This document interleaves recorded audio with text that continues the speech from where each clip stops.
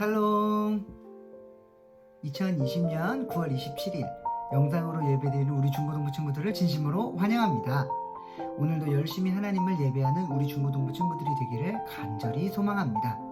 우리 다 같이 사도신경 고백하심으로 오늘 예배를 시작하도록 하겠습니다. 나는 전능하신 아버지 하나님 천지의 창조주를 믿습니다.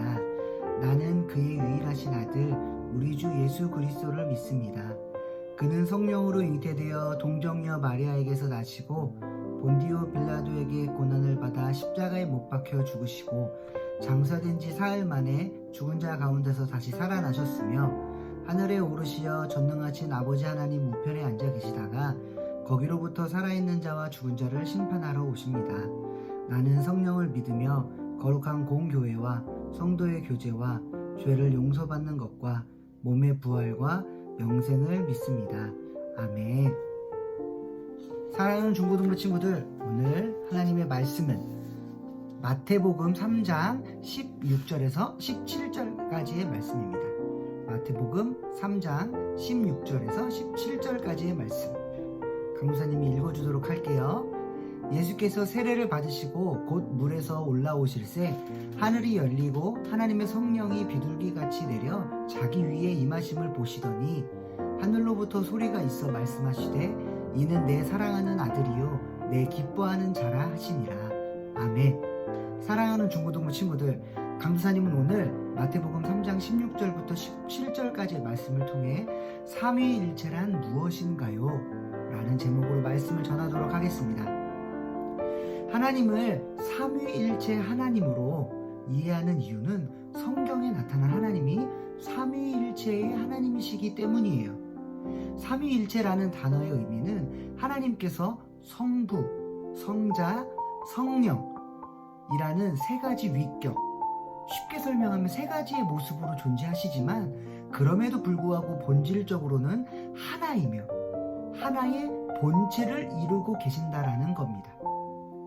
위격이란 이 단어는 우리 친구들이 조금 다소 생소할 수 있는 표현이에요. 성부라는 분이 한 인격으로 존재하시고 성자라는 분이 한 인격으로 존재하시고 성령이라는 분이 한 인격으로 존재하신다는 의미로 하나의 신적인 본질의 구별성과 복수성을 표현하기 위해 사용되는 독특한 표현이죠.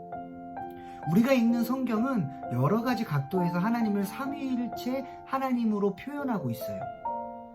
오늘 우리가 읽은 본문 말씀은 예수 그리스도 성자께서 세례를 받으실 때에 하나님의 성령이 비둘기같이 임했고 하늘에서 소리가 들렸는데 그 소리가 예수 그리스도를 사랑하는 아들이라 부르시는 성부 하나님의 음성이었어요.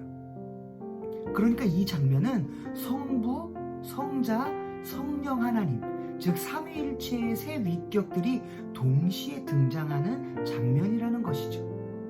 위격으로는 세 가지의 위격으로 서로 구별되지만 삼위일체 하나님은 본질적으로 하나라는 사실을 우리는 절대로 놓치지 말아야 합니다. 신명기 6장 4절은 이렇게 이야기합니다. 이스라엘아 들으라. 우리 하나님 여호와는 오직 유일한 여호와시니. 여기에서 사용된 오직 유일한 이란 표현은 단 하나의 홀로 유일무이한 하나님이라는 표현입니다. 위격으로는 서로 구별되지만 그럼에도 불구하고 본질상 성부와 성자와 성령은 오직 유일한 한 하나님이라는 것이 바로 이 성경의 지속적인 가르침인 것이죠. 그렇다면 하나님은 왜 삼위일체로 존재하실까요? 삼위일체 하나님은 서로 다르게 거룩하신 뜻과 다스림과 관련하여서 세상 만물의 질서를 관리하시고 온 역사를 주관하시며 인간 구원의 계획과 실행 등을 감당하십니다. 조금 더 쉽게 이야기한다면요, 성부 하나님은 주로 계획을 세우시는 사역을 하시고 성자 하나님은 성부 하나님께서 세우신 계획을 실행하는 역할을 하시고 성령 하나님은 성부 하나님께서 계획하신 일을 성자 하나님께서 이루시며 성자 하나님의 사역을 완성시키고 믿는 자들에게 적용하는 역할을 감당하시는 것입니다. 에베소서 4장 5절부터 6절은 이렇게 말해요. 주도 한 분이시요 믿음도 하나요 세례도 하나요 하나님도 한 분이시니 곧 만유의 아버지시라. 만유 위에 계시고 만유를 통일하시고 만유 가운데에 계시도다. 즉 이 땅에서 벌어지는 모든 일들은 세 위격 한 본질로 계신 삼위일체 하나님이 작정하시고 계획하시며 이루시는 특별한 사역이라는 것을 우리는 알 수 있는 것이죠. 삼위일체 하나님은 논리적으로 생각해 보거나 계산적으로 연구하더라도 온전히 이해될 수 없는 분이에요.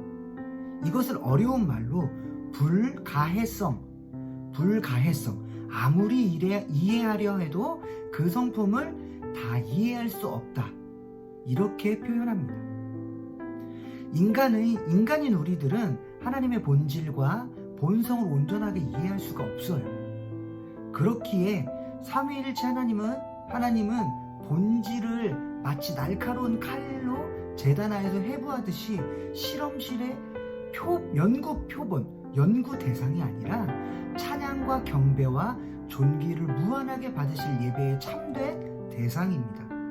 우리의 생각으로는 표현과 설명이 안 될 뿐이지 하나님은 우리에게 이미 삼위일체 하나님으로 나타내신 바 되셨기 때문에 그래서 우리는 이것을 하나님의 신비다, 하나님의 신비라고 표현할 수 있는 것이죠.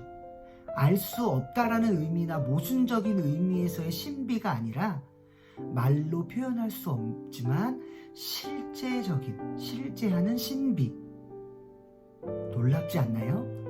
하나님은 삼위일체라는 존재의 형식으로 우리에게 자기 자신을 성경 전체에 걸쳐서 계시하여 나타내셨기 때문에 성경이 말하고 있는 하나님을 겸손하게 따르다 보면 이해할 수 없는 삼위일체 하나님을 만나고 발견할 수 있게 될 것입니다.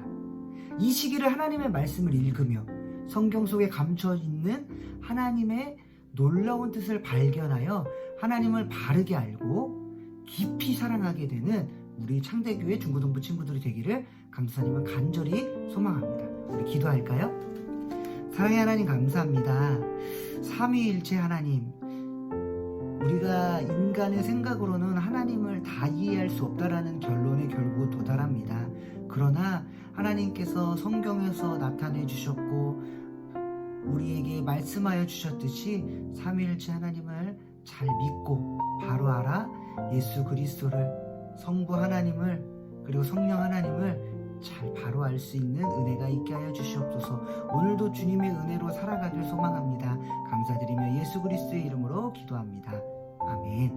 우리 다 같이 주기도문 하심으로 오늘 예배를 마치도록 하겠습니다. 하늘에 계신 우리 아버지의 이름을 거룩하게 하시며 아버지의 나라가 오게 하시며 아버지의 뜻이 하늘에서와 같이 땅에서도 이루어지게 하소서. 오늘 우리에게 일용할 양식을 주시고 우리가 우리에게 잘못한 사람을 용서하여 준 것 같이 우리 죄를 용서하여 주시고 우리를 시험에 빠지지 않게 하시고 악에서 구하소서. 나라와 권능과 영광이 영원히 아버지의 것입니다. 아멘. 사랑하는 중고등부 친구들, 우리 다음 주 이 시간에 다시 만나요. 안녕.